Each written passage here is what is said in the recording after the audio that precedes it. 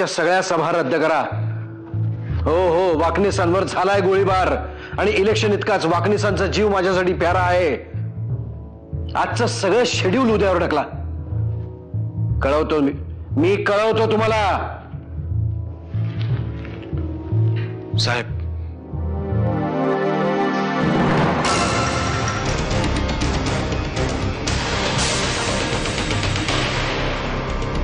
आता फोन आला होता मला तुमच्यावर गोळीबार झालाय म्हणून. गोळीबार झाला हे खरं आहे, पण तो कोणी केला नव्हता.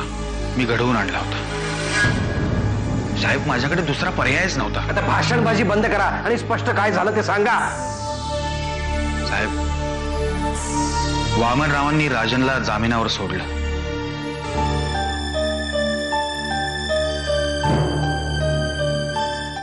आज पनवेल पोलीस स्टेशनच्या बाहेर आमदार नरसिंहराव किल्लेदारांचे सचिव पद्माकर वाकनीस यांच्यावर गोळीबार झाला. त्यांच्यावर गोळी झाडणारा इसम त्यांच्याच मतदारसंघाचा तरुण राजन तायशेटे असल्याचं म्हटलं जात आहे. आश्चर्याची गोष्ट अशी आहे की या घटनेच्या काही मिनिटांपूर्वीच राजन तायशेटेची खुनाच्या आरोपातून जामिनावर सुटका झाली होती.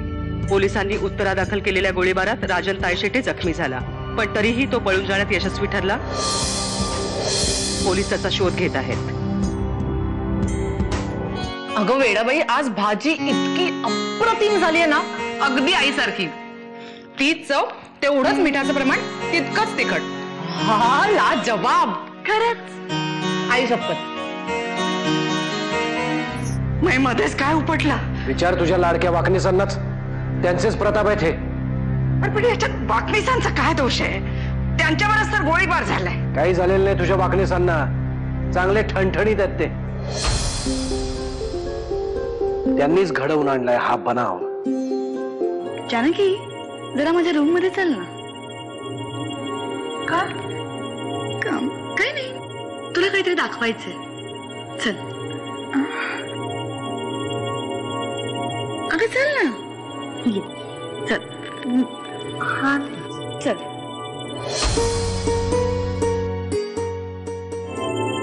आज पनवेल पोलीस स्टेशनच्या बाहेर आमदार नरसिंहराव किल्लेदारांचे सचिव पद्माकर वाकनीस यांच्यावर गोळीबार झाला. त्यांच्यावर गोळी झाडणारा इसम त्यांच्याच मतदारसंघाचा तरुण राजन तायशेटे असल्याचं म्हटलं जात आहे. आश्चर्याची गोष्ट अशी आहे की या घटनेच्या काही मिनिटांपूर्वीच राजन तायशेटेची खुनाच्या आरोपातून जामिनावर सुटका झाली होती. पाहिलंस राजनच्या मागे कसे पोलीस लागलेत. खरं तर तो मेलाही असेल एव्हाना.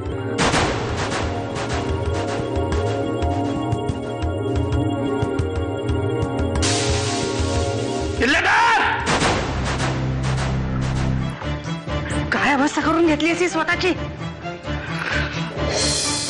हात नको लावा. Don't touch me. वामन, ऐक. मी अलोन. जे काय बोलायचंय ते उद्या सकाळी बोलू आपण, आत्ता नाही. चल. दारू पिऊन आलोय मी.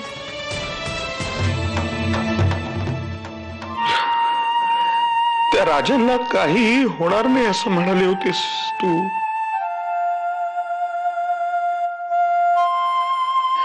पण तुरुंगात टाकलं त्याला.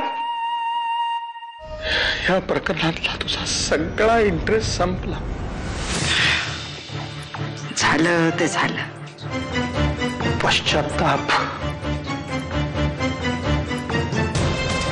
तू तेवढंच करू शकते सत्या. पश्चाताप.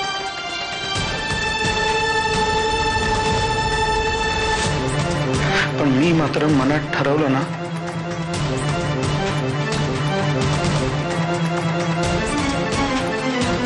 बरंच काही करू शकतो. काय